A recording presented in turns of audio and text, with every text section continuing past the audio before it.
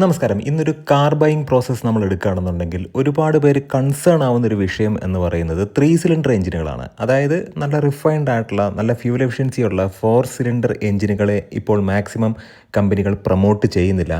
അതിന് പകരം 3 cylinder turbo എഞ്ചിനുകളൊക്കെയാണ് വരുന്നത്. പിന്നെ 3 സിലിണ്ടർ നാച്ചുറലി ആസ്പിറേറ്റഡ് എഞ്ചിനുകളുണ്ട്. 4 സിലിണ്ടർ നാച്ചുറലി ആസ്പിറേറ്റഡ് എഞ്ചിനുകളെ കംപ്ലീറ്റ് ആയിട്ട് ഇപ്പോൾ കമ്പനികൾ ഒഴിവാക്കിക്കൊണ്ടിരിക്കുകയാണ്. യഥാർത്ഥത്തിൽ ഈ ഒരു കാര്യം വളരെ കാര്യപ്രസക്തമായിട്ടുള്ള ഒരു കൺഫ്യൂഷൻ അല്ലെങ്കിൽ ഒരു ആശങ്കയാണ്. ഇന്നത്തെ വ്ളോഗിലൂടെ നമ്മൾ ഡിസ്കസ് ചെയ്യാൻ പോകുന്നത് മാരുതി സുസുക്കിയുടെ വിശ്വവിഖ്യാതമായിട്ടുള്ള കെ സീരീസ് എഞ്ചിനുകളെ കുറിച്ചിട്ടാണ്. ഏകദേശം 2017 കാലഘട്ടത്തിലാണ് ഈ ഒരു എഞ്ചിനുകൾക്ക് കാര്യമായിട്ടുള്ളൊരു പ്രചാരം വന്നത്. എന്നാൽ നമ്മൾ മനസ്സിലാക്കേണ്ട ഒരു കാര്യമെന്ന് പറയുന്നത് 1990 മുതൽ ഈ ഒരു എഞ്ചിൻ ഇന്ത്യൻ മാർക്കറ്റിലേക്ക് കൊണ്ടുവരാനുള്ള ശ്രമങ്ങൾ കമ്പനി നടത്തിയിട്ടുണ്ടായിരുന്നു. നമുക്കറിയാം 2007-2008 കാലത്തിലാണ് ഈ ഒരു എഞ്ചിൻ യഥാർത്ഥത്തിൽ കെ സീരീസ് എന്ന് പറയുന്ന നാമകരണത്തിൽ ഇന്ത്യൻ മാർക്കറ്റിലേക്ക് വന്നിട്ടുള്ളത്. കെ എന്ന് പറഞ്ഞാൽ കൈനറ്റിക് എന്നുള്ളതാണ്. അപ്പോൾ കെ ഫോർ കൈനറ്റിക് ആ ഒരു സീരീസിൽ കുറേ എഞ്ചിനുകൾ ഇന്ത്യൻ മാർക്കറ്റിലേക്ക് വന്നു. ഒന്നിനൊന്ന് മികച്ച എഞ്ചിനുകളായിരുന്നു. ഈ ഒരു വ്ളോഗ് കുറച്ച് ടെക്നിക്കൽ കാര്യങ്ങളായിരിക്കും ഇതിനകത്തുണ്ടാവുക. അപ്പോൾ അത്തരത്തിൽ കാര്യങ്ങൾ കേൾക്കാൻ ആഗ്രഹിക്കുന്ന ആളുകൾക്ക് മാത്രമുള്ള ഒരു വ്ളോഗാണ്. തീർച്ചയായിട്ടും ഒരുപാട് കോംപ്ലിക്കേറ്റഡ് ആകുന്നില്ല. എൻ്റെ ലിമിറ്റഡ് ആയിട്ടുള്ള അറിവിൽ നിന്നാണ് ഞാൻ സംസാരിക്കുന്നത്. എഞ്ചിൻ ബേയുടെ മറ്റൊരു വ്ളോഗിലേക്ക് ഏവർക്കും ഹാർദമായ സ്വാഗതം. നമ്മുടെ വ്ളോഗും നമ്മുടെ ഇത്തരത്തിലുള്ള കോണ്ടന്റുകളൊക്കെ നിങ്ങൾക്ക് ഉപകാരപ്രദമാകുന്നുണ്ടെങ്കിൽ തീർച്ചയായിട്ടും നമ്മുടെ ഈ ഒരു കൊച്ചു ചാനലിനെ ഒന്ന് കണ്ട് വിലയിരുത്തിയതിന് ശേഷം സപ്പോർട്ട് ചെയ്യുക, സബ്സ്ക്രൈബ് ചെയ്യുക, മാക്സിമം ലൈക്ക് ചെയ്യുക, നിങ്ങളുടെ അഭിപ്രായങ്ങൾ തീർച്ചയായിട്ടും കമൻറ്റ് രൂപത്തിൽ രേഖപ്പെടുത്തുക. ആദ്യമേ തന്നെ പ്രധാനമായിട്ടും എടുത്തു പറയേണ്ട ഒരു കാര്യം, ഈ വ്ളോഗ് പ്രധാനമായിട്ടും കോൺസെൻട്രേറ്റ് ചെയ്യുന്നത് ഈ എഞ്ചിനുകളെ കുറിച്ചാണ്, കെ സീരീസ് എഞ്ചിനുകളെ കുറിച്ചിട്ടാണ്. ഇപ്പം നമുക്കൊരു നല്ല എഞ്ചിൻ വേണം, നാച്ചുറലി ആസ്പിറേറ്റഡ് എഞ്ചിൻ വേണം, 4 സിലിണ്ടർ എഞ്ചിൻ വേണം, റിഫൈൻമെൻറ്റ് ഉള്ളൊരു എഞ്ചിൻ വേണം, നല്ല പെർഫോമൻസ് വേണം. നല്ല പെർഫോമൻസ് എന്ന് പറയുന്നത് ഒരു പരിധി കൂടുതലുള്ള പെർഫോമൻസ് അല്ല, സാധാരണക്കാരായ ആളുകൾക്ക് നമ്മുടെ സാഹചര്യത്തിൽ അത്യാവശ്യം നല്ല പെർഫോമൻസ് നൽകുന്ന ഒരു എഞ്ചിൻ. ലോ മെയിൻ്റനൻസ് ആയിരിക്കണം, വളരെ ഫ്ലെക്സിബിൾ ആയിരിക്കണം ഈ ഒരു എഞ്ചിൻ. അത് മാത്രമല്ല നല്ല ലോ NVH ആയിരിക്കണം, തെർമൽ എഫിഷ്യൻസിയൊക്കെ മാക്സിമം കൺട്രോൾ ചെയ്തിട്ടുള്ള വളരെ ലൈറ്റ് വെയ്റ്റ് ആയിട്ടുള്ള ഒരു എഞ്ചിൻ. അതായത് നമ്മുടെ ഭാഷയിൽ പറഞ്ഞാൽ നമുക്ക് വലിയ കാര്യമായിട്ടുള്ള പ്രശ്നങ്ങളും തലവേദനകളും അല്ലെങ്കിൽ നമ്മുടെ കയ്യിൽ നിന്നും പൈസ പോകത്തക്ക രീതിയിലുള്ള പ്രശ്നങ്ങൾ ഉണ്ടാക്കാത്ത എന്നാൽ അത്യാവശ്യം നല്ല മൈലേജ് നൽകുന്ന എഞ്ചിനുകൾ വേണം. അത് 4 സിലിണ്ടർ ആകണം എന്ന് ആഗ്രഹിക്കുന്ന ആളുകൾക്ക് തീർച്ചയായിട്ടും ഈ ഒരു കോണ്ടന്റ് ഉപകാരപ്രദമാകും. നമുക്കറിയാം 1990 മുതൽ മാരുതി സുസുക്കി ചിന്തിച്ച് തുടങ്ങിയിട്ടുണ്ടായിരുന്നു അവർക്ക് നല്ലൊരു എഞ്ചിൻ വേണം എന്നുള്ളത്. അതായത് ഇന്ത്യൻ മാർക്കറ്റിലേക്ക് എക്സ്പെഷ്യലി നല്ലൊരു എഞ്ചിൻ വേണം.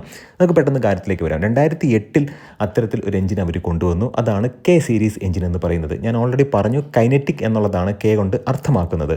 അപ്പോൾ ഈ എഞ്ചിൻ ആദ്യം വന്നത് മാരുതിയുടെ പരാജയമായി മാറിയ ഒരു വാഹനത്തിലാണ്. എൻ്റെ ഓർമ്മ ശരിയാണെന്നുണ്ടെങ്കിൽ എൻ്റെ വീടിൻ്റെ അടുത്ത് ഒരാൾ ഈ ഒരു വാഹനം വാങ്ങിച്ചിട്ടുണ്ടായിരുന്നു. A-സ്റ്റാർ എന്ന് പറയുന്ന വാഹനമാണ്. കുറേ കഴിഞ്ഞപ്പോഴത്തേക്കും ആ ഒരു വാഹനത്തിന് കുറച്ച് കംപ്ലയിൻസ് കാര്യങ്ങളൊക്കെ ഉണ്ട്, കമ്പനി റീകോൾ ചെയ്തു എന്നൊക്കെ പറഞ്ഞിട്ടുണ്ടായിരുന്നു. ആ സമയത്തൊക്കെ ഈ റീകോളിംഗ് എന്താണെന്ന് നമുക്കറിയില്ലല്ലോ. അപ്പോൾ ഞാൻ ചോദിച്ച സമയത്ത് അദ്ദേഹം പറഞ്ഞത് ടാങ്കിൽ ഫുള്ളായിട്ട് പെട്രോൾ അടിച്ചതിന് ശേഷവും ഇത് ക്യാപ്പ് ക്ലോസ് ചെയ്തിട്ടുണ്ടെങ്കിൽ പതുക്കെ ചെറുതായിട്ട് ലീക്ക് ചെയ്ത് വരുന്ന ഒരു പ്രശ്നമുണ്ട് എന്നുള്ളതാണ്. നമുക്കിതിനെക്കുറിച്ച് വലിയ ധാരണയൊന്നുമില്ല, ഇന്നും വലിയ ധാരണ ഉണ്ട് എന്നുള്ളതല്ല പറഞ്ഞത്. തീർച്ചയായിട്ടും അങ്ങനെ ഒരു വാഹനത്തെ ഞാൻ പരിചയപ്പെട്ടു. അതാണ് മാരുതി സുസുക്കിയുടെ A-സ്റ്റാർ. കാണാൻ നല്ല ഭംഗിയൊക്കെ ഉണ്ട്. ആ ഒരു വാഹനത്തിലാണ് 2008 ഈ K10B എന്ന് പറയുന്ന കെ സീരീസിലെ ആദ്യത്തെ എഞ്ചിനുകളിൽ ഒരു എഞ്ചിനായിട്ടുള്ള 3 സിലിണ്ടർ എഞ്ചിൻ വന്നത്. വളരെ നല്ല പ്രതികരണമായിരുന്നു. പിന്നീട് അങ്ങോട്ട് കാര്യമാത്രമായിട്ടുള്ള ഒരു ചേഞ്ച് ഈ ഒരു എഞ്ചിന് വന്നിട്ടുണ്ടായിരുന്നു. 2008 മുതൽ 2013 അവസാന കാലത്തോളം ഈ ഒരു എഞ്ചിന് കാര്യമായിട്ടുള്ളൊരു പ്രസക്തി വന്നു. കാരണം ആ മുമ്പുണ്ടായിരുന്ന K10B എന്ന് പറയുന്ന എഞ്ചിന് കാര്യമായിട്ടുള്ള ചേഞ്ചുകൾ വരുത്തിയിട്ടാണ് പിന്നീട് 2013 വരെ കൊണ്ടുവന്നത്. നമ്മൾ നോക്കുകയാണെന്നുണ്ടെങ്കിൽ സ്വിഫ്റ്റിൽ ആ ഒരു എഞ്ചിൻ ഉണ്ടായിരുന്നു, ഡിസൈറിൽ ഉണ്ടായിരുന്നു, അതുമാത്രമല്ല എർട്ടിഗയിൽ ഉണ്ടായിരുന്നു. പക്ഷേ ഈ എഞ്ചിനൊക്കെ ഒരു 4 സിലിണ്ടർ എഞ്ചിൻ ആയിരുന്നു എന്നുള്ളതാണ് യാഥാർത്ഥ്യം. VVT എന്നുള്ള ബാഡ്ജ് നമുക്ക് കണ്ടല്ലോ, വേരിയബിൾ വാൽവ് ടൈമിംഗ് എന്നാണ് എൻ്റെ അബ്രിവേഷൻ്റെ ഫുൾ ഫോം എന്ന് പറയുന്നത്. പിന്നീട് അങ്ങോട്ട് 2014-15 ശേഷം കാര്യമായിട്ടുള്ളൊരു സെക്കൻഡ് ജനറേഷൻ എന്നുള്ള രീതിക്ക് ഒരു എഞ്ചിന് അപ്ഡേഷൻ ലഭിച്ചു. നമുക്കറിയാം ഈ ഒരു എഞ്ചിൻ എന്ന് പറയുന്നത് വളരെ മികച്ച ഒരു എഞ്ചിൻ അല്ലെങ്കിൽ ഒരു സീരീസ് ഓഫ് എഞ്ചിൻ എന്നുള്ള രീതിക്ക് മാറിക്കഴിഞ്ഞു. അപ്പോൾ നമ്മൾ നോക്കുകയാണെന്നുണ്ടെങ്കിൽ മാരുതി സുസുക്കിക്ക് K10B എന്ന് പറയുന്ന 3 സിലിണ്ടർ എഞ്ചിൻ ഉണ്ടായിരുന്നു.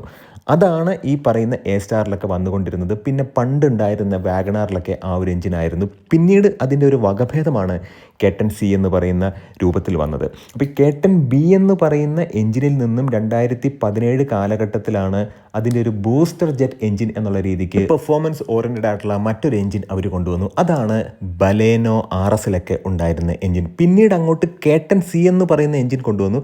ഇതെല്ലാം 3 സിലിണ്ടർ എഞ്ചിനാണ്. ഈ ബൂസ്റ്റർ ജെറ്റ് എന്നൊക്കെ പറഞ്ഞ എഞ്ചിൻ എന്ന് പറയുന്നത് 3 സിലിണ്ടർ ടർബോയാണ്. കേട്ടൻ ബിയിൽ നിന്നാണ് ആദ്യകാലത്ത് 2017 വന്നിട്ടുണ്ടായിരുന്ന ബൂസ്റ്റർ ജെറ്റ് എഞ്ചിൻ. അത് ശരിക്കും പറഞ്ഞിട്ടുണ്ടെങ്കിൽ ബലേനോ RSൽ ഉണ്ടായിരുന്നു എന്ന് നമ്മൾ പറഞ്ഞു. അതിനുശേഷം കേട്ടൻ സിയിൽ നിന്നും ഡിറൈവ് ചെയ്ത് കൊണ്ടുവന്ന ഒരു ബൂസ്റ്റർ ജെറ്റ് എഞ്ചിനാണ്, 3 സിലിണ്ടർ ടർബോ എഞ്ചിനാണ് ഇപ്പോൾ നമ്മുടെ ഫ്രോങ്സിലിരിക്കുന്ന ആ ഒരു എഞ്ചിൻ. പിന്നീടുള്ളത് കേറ്റൽ M എന്ന് പറയുന്ന എഞ്ചിനാണ്. അത് 4 സിലിണ്ടർ എഞ്ചിനാണ്. അത് ഇനി ഇന്ത്യൻ മാർക്കറ്റിൽ ഉണ്ടാവില്ല, കാരണം അത് ഇഗ്നിസിൽ മാത്രമാണ് ഉണ്ടായിരുന്നത്. അതിപ്പോൾ ഓൾറെഡി ഡിസ്കണ്ടിന്യൂ ചെയ്ത് കഴിഞ്ഞു ആ ഒരു എഞ്ചിൻ മാത്രമല്ല ആ ഒരു വാഹനവും. പിന്നീടുള്ളത് കേറ്റൽ N എന്ന് പറയുന്ന എഞ്ചിനാണ്. അത് നമുക്കറിയാം, ഇപ്പോൾ നമ്മുടെ ബലീനോയിലുണ്ട്, അതുമാത്രമല്ല ഫ്രോങ്സിലുണ്ട്. നാച്ചുറലി ആസ്പിറേറ്റഡ് 4 സിലിണ്ടർ എഞ്ചിനുകളാണ് ഈ 2 എഞ്ചിനും. പിന്നീട് നമുക്കറിയാം വാഗണാറിൻ്റെ ടോപ്പ് എൻഡ് വേരിയൻ്റ് ആയിട്ടുള്ള ZXi പ്ലസ് അങ്ങനെയുള്ള വേരിയൻറ്റിലൊക്കെ ഈ ഒരു കേറ്റൽ N എന്ന് പറയുന്ന എഞ്ചിനുണ്ട്. പിന്നെ ഉള്ളത് 15 എന്ന് പറയുന്ന കാറ്റഗറിയിൽ വരുന്ന എഞ്ചിനാണ്. അതായത് 1.5 ലിറ്ററിൽ വരുന്നതാണ്. 1500 cc എഞ്ചിനുകളാണ്.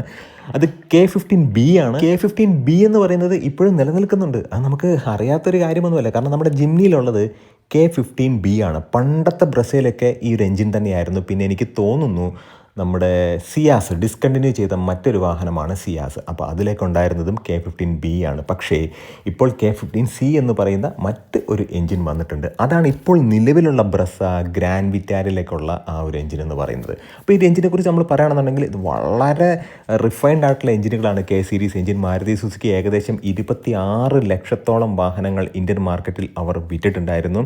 അതിൽ ഏകദേശം ഒരു 8 ലക്ഷത്തിന് അടുത്ത് വാഹനങ്ങൾ K സീരീസ് എഞ്ചിനുകളാണ്. ഇപ്പോൾ നമ്മൾ നോക്കുകയാണെന്നുണ്ടെങ്കിൽ ബൂസ്റ്റർ ജെറ്റ് എഞ്ചിൻ എന്നൊക്കെ പറഞ്ഞിട്ടുണ്ടെങ്കിൽ അത്യാവശ്യം നല്ല പെർഫോമൻസ് ഓറിയൻറ്റഡ് ആയിട്ടുള്ള എഞ്ചിൻ തന്നെയാണ്. ഡയറക്റ്റ് ആയിട്ട് ഈ ഒരു എഞ്ചിനുകളെ മൊത്തത്തിൽ ഈ K സീരീസ് എഞ്ചിനുകളെ നമ്മൾ നോക്കി കാണുകയാണെന്നുണ്ടെങ്കിൽ കമ്പാരിറ്റീവ്ലി മറ്റ് ബ്രാൻഡുകളുടെ എഞ്ചിനെ വെച്ച് കമ്പയർ ചെയ്യുമ്പോഴത്തേക്കും ലൈറ്റ് വെയിറ്റ് ആണ്, ഈസി ടു മെയിൻറ്റെയിൻ ആണ്. ഏറ്റവും പ്രധാനപ്പെട്ട കാര്യമെന്ന് പറയുന്നത് മാക്സിമം ടോർക്കിൻ്റെ ലോസ് ഇല്ലാത്ത രീതിയിലുള്ള ടൈമിംഗ് ചെയിനുകളാണ് വന്നിട്ടുള്ളത്.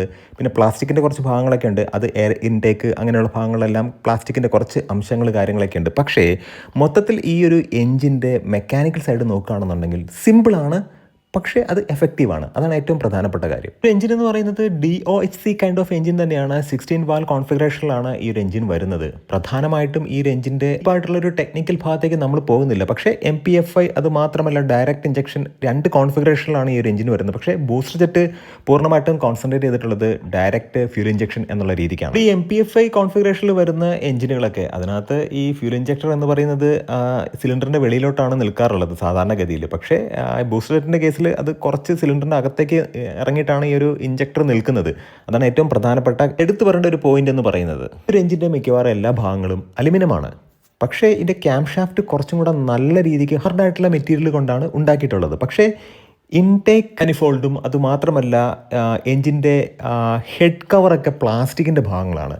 അത് ഞാൻ വളരെ കൃത്യമായിട്ട് നോട്ട് ചെയ്ത ഒരു കാര്യം തന്നെയാണ്. പിന്നെ മാരുതി സുസുക്കിയുടെ കുറച്ച് വാഹനങ്ങളിലൊക്കെ ഈ ഈവൻ പെട്രോൾ ടാങ്ക് വരെ പ്ലാസ്റ്റിക്കിൻ്റെ അംശങ്ങളുണ്ട് എന്ന് നമുക്ക് അറിയാവുന്നതാണ്. അതിപ്പോൾ സെലേറിയൊക്കെ നിങ്ങൾ കൃത്യമായിട്ട് നോക്കിക്കഴിഞ്ഞാൽ നിങ്ങൾക്കത് മനസ്സിലാക്കാൻ കഴിയും. അതുപോലെ തന്നെ ഈ ഒരു എഞ്ചിൻ്റെ ഏറ്റവും പ്രധാനപ്പെട്ട ഒരു പോയിന്റ് എന്ന് പറയുന്നത് കംപ്രഷൻ റേഷ്യോ വളരെയധികം കൂടുതലാണ്. അതുകൊണ്ട് തന്നെയാണ് ഈ ഒരു എഞ്ചിൻ്റെ ഫ്യൂൽ എഫിഷ്യൻസി വളരെയധികം കൂടി നിന്നത്. അതായത് ഇതിന് മുമ്പുണ്ടായിരുന്ന അവരുടെ എഞ്ചിനുകളൊക്കെ വെച്ച് കമ്പയർ ചെയ്യുമ്പോഴത്തേക്കും ഏകദേശം ഒരു 11%, 6 to 11%ഓളം ഫ്യൂൽ എഫിഷ്യൻസി കൂടുതലാണ് K സീരീസ് എഞ്ചിനുകൾക്ക്. ഇപ്പോൾ നമ്മൾ മനസ്സിലാക്കേണ്ട ഒരു കാര്യമെന്ന് പറയുന്നത്, കൂടുതൽ ഡീറ്റെയിൽ ആയിട്ട് ഞാൻ ടെക്നിക്കൽ സൈഡിലേക്ക് പോകുന്നില്ല, പക്ഷേ ഈ ഒരു എഞ്ചിൻ അല്ലെങ്കിൽ ഇവരുടെ എഞ്ചിനുകളൊക്കെ K സീരീസ് എഞ്ചിനുകളൊക്കെ ലൈറ്റ് വെയിറ്റ് ആണ്, റിഫൈൻഡ് ആണ്. റിഫൈൻമെൻറ്റ്സ് എന്ന് പറയുമ്പോഴത്തേക്കും മാരുതി സുസുക്കിയുടെ 3 സിലിണ്ടർ എഞ്ചിനുകൾ എന്ന് പറയുന്നത് ബാക്കി അവരുടെ കോമ്പറ്റേറ്റേഴ്സ് ആയിട്ടുള്ള വാഹന നിർമ്മാതാക്കളുടെ 3 സിലിണ്ടർ എഞ്ചിനുകളേക്കാൾ റിഫൈൻഡ് ആണ് എന്നുള്ളതാണ്. വൈബ്രേഷനൊക്കെ വളരെ കുറവാണ്. അതുമാത്രമല്ല നല്ല ഫ്യൂൽ എഫിഷ്യൻസി നൽകുന്ന, ഈസി ടു മെയിൻറ്റെയിൻ, മെക്കാനിക്സിനൊക്കെ വളരെ ഈസി ആയിട്ട് കംപ്ലയിൻസ് ഒക്കെ മാറ്റിയെടുക്കാൻ കഴിയുന്ന രീതിയിലുള്ള കോമ്പണൻസ് ഉള്ള എഞ്ചിനുകളാണ്. പക്ഷേ ഇനി അങ്ങോട്ട് ചെല്ലുന്തോറും ഈ എഞ്ചിനെയൊക്കെ മാറ്റിയിട്ട് ഇപ്പോൾ ഒരു സെറ്റൽ എന്ന് പറയുന്ന ഒരു എഞ്ചിൻ വന്നിട്ടുണ്ട്. അത് 3 സിലിണ്ടറാണ്, 1200 cc, അപ്രോക്സിമേറ്റ്ലി 1.2 ലിറ്ററാണ് അതിൻ്റെ ഒരു ക്യൂബിക് കപ്പാസിറ്റി എന്ന് പറയുന്നത്. ആ എഞ്ചിൻ കൊണ്ടുവന്നത് തന്നെ ഇനി അങ്ങോട്ടുള്ളൊരു ഷിഫ്റ്റ് എന്ന് പറയുമ്പോഴത്തേക്കും സീരീസ് ആയിട്ട് ടെക്നോളജി വരാൻ പോവുകയാണ്. അതിനകത്ത് ഈ ഒരു എഞ്ചിനെ ജനറേറ്ററാക്കി വെക്കും. ഇനി അങ്ങ് പോകും തോറും ഈ കെ സീരീസ് എഞ്ചിനുകളെ ഡിസ്കണ്ടിന്യൂ ചെയ്യാനുള്ള സാധ്യത വളരെ കൂടുതലാണ്. പക്ഷേ കുറച്ച് എഞ്ചിനുകളെ അവിടെ ഇവിടെയൊക്കെ നിലനിർത്തും എന്നുള്ളത് യാഥാർത്ഥ്യമാണ്. One of the best engines എന്ന് പറയുന്ന K12M ഓൾറെഡി ഡിസ്കണ്ടിന്യൂ ചെയ്ത് കഴിഞ്ഞു. അതിനുള്ളൊരു കാരണമെന്ന് പറയുന്നത് ജിംനിയിൽ മാത്രമാണ് ആ ഒരു എഞ്ചിൻ ഉണ്ടായിരുന്നത്. ഇപ്പോഴും എന്തുകൊണ്ടാണ് ഈ K15B എന്ന് പറയുന്ന വളരെ മികച്ച ടോർക്കിയായിട്ടുള്ള ആ ഒരു എഞ്ചിൻ പിന്നെ ഈ ജിംനിയിൽ നൽകിയിട്ടുള്ളത്? അതിന് ഏറ്റവും പ്രധാനപ്പെട്ട കാര്യമെന്ന് പറയുന്നത് ആ ഒരു എഞ്ചിൻ്റെ ക്ഷമത എന്നുള്ളത് കൊണ്ടാണ്. തീർച്ചയായിട്ടും ഈ ഒരു കോണ്ടന്റ് ഉപകാരപ്രദമായി എന്ന് വിശ്വസിക്കുന്നു. ഇത്തരത്തിലുള്ള വാഹനങ്ങൾ എടുക്കാൻ പോകുന്ന സമയത്ത് നിങ്ങൾ പ്രധാനമായിട്ടും അതിൻ്റെ എഞ്ചിൻ എന്താണെന്നും കൂടെ ഒന്ന് നോക്കുക. തീർച്ചയായിട്ടും നിങ്ങൾ അങ്ങനെ നോക്കുന്നു എന്നുള്ളതാണ് എൻ്റെ ഒരു വിശ്വാസം. അപ്പോൾ നമുക്ക് പറ്റുന്ന ഒരു വാഹനമാണ്, അതിൻ്റെ ഭംഗി അങ്ങനെയുള്ള കാര്യങ്ങളൊക്കെ നോക്കുന്നതിന് പുറമെ engine, transmission, safety, driving dynamics, performance, നല്ല സീറ്റിംഗ് പൊസിഷൻ, വിസിബിലിറ്റി, ഈ കാര്യങ്ങളൊക്കെ നോക്കി easy to maintain fuel efficiency ഇങ്ങനെയുള്ള കാര്യങ്ങളെല്ലാം നോക്കി നിങ്ങളൊരു വാഹനം സെലക്ട് ചെയ്യുക. തീർച്ചയായിട്ടും മാരുതി സുസുക്കിയുടെ എഞ്ചിനുകൾ എന്തുകൊണ്ടാണ് ടാറ്റയുടെ റബർട്രോൺ എഞ്ചിനുകളേക്കാൾ ഉയർന്നു നിൽക്കുന്നത് എന്നുള്ളത് നിങ്ങൾക്കിപ്പോൾ ഏകദേശം മനസ്സിലായി കഴിഞ്ഞു എന്ന് വിശ്വസിക്കുന്നു. ഒരുപാട് സമയം വീഡിയോ എടുക്കുന്നത് കൊണ്ടാണ് ഞാൻ ഇവിടെ കൊണ്ട് നിർത്തുന്നത്. തീർച്ചയായിട്ടും ഈ ഒരു കോണ്ടന്റ് ഉപകാരപ്രദമായെങ്കിൽ നമ്മുടെ ചാനലിനെ സപ്പോർട്ട് ചെയ്യുക, സബ്സ്ക്രൈബ് ചെയ്യുക, മാക്സിമം ലൈക്ക് ചെയ്യുക, ഷെയർ ചെയ്യുക, കമൻറ്റ് ചെയ്യുക. നല്ല വ്ളോഗ്സുമായിട്ട് നമുക്ക് വീണ്ടും കാണാം. നിങ്ങളുടെ സ്നേഹത്തിന് സപ്പോർട്ടിനും ഒരിക്കൽ കൂടെ നന്ദി പറഞ്ഞുകൊണ്ട് നമസ്കാരം.